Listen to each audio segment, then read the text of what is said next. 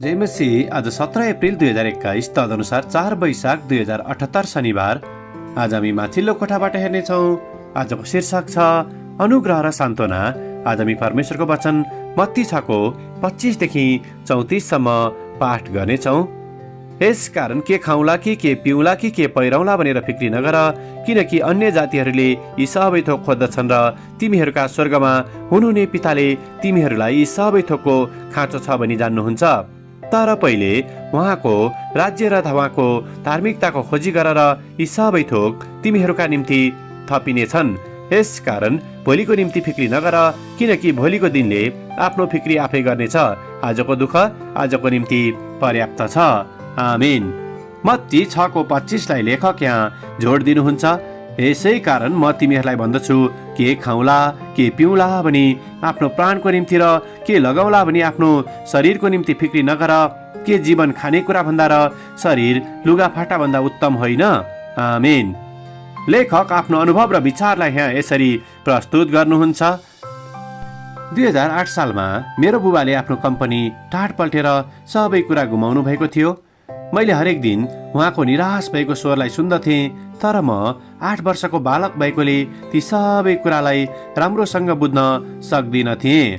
सानो छँदा म सधैँ बुबा जस्तै हुन चाहन्थे, यद्यपि उहाँको उक्त अवस्थाले म निकै रणभुल्लमा परेको थिएँ।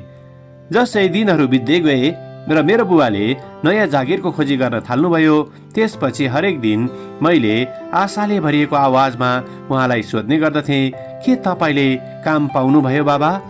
तर हरेक पटक उहाँको जवाब पाएको छैन हुने गर्दथ्यो। उहाँ हरेक दिन अघिल्लो दिन जस्तै जागिरको खोजीमा निस्कनु हुँदथ्यो र ममा बिस्तारै आशा हराउन थाल्यो।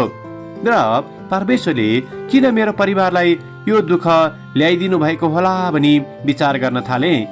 हप्तौं बितेपछि मेरो बुबाले कामको खोजीबाट फर्किएपछि मैले सोध्ने प्रश्नको आवाजमा निराश छाएको सुन्न सक्नुहुन्थ्यो।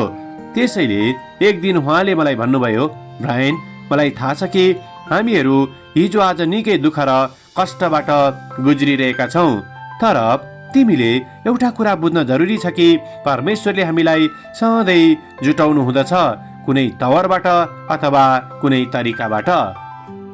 जब हामी सङ्घर्ष गर्दछौँ, परमेश्वरले हामीमा उहाँको प्रेम, सान्त्वना र अवसरहरूको आशिष राखिदिनु हुँदछ भनी मैले अन्ततः बुझ्न सकेँ।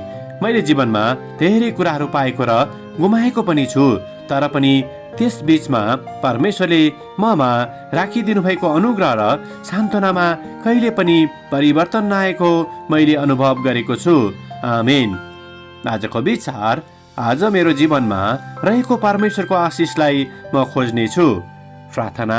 प्यारो परमेश्वर, तपाईँले हाम्रो निम्ति सधैँ जुटाउनु भएको निम्ति धन्यवाद। जीवनको गाह्रो समयसँगै हामीलाई तपाईँको आशिषको बारेमा थाहा पाउन मद्दत गर्नुहोस्, येशूको नाउँमा।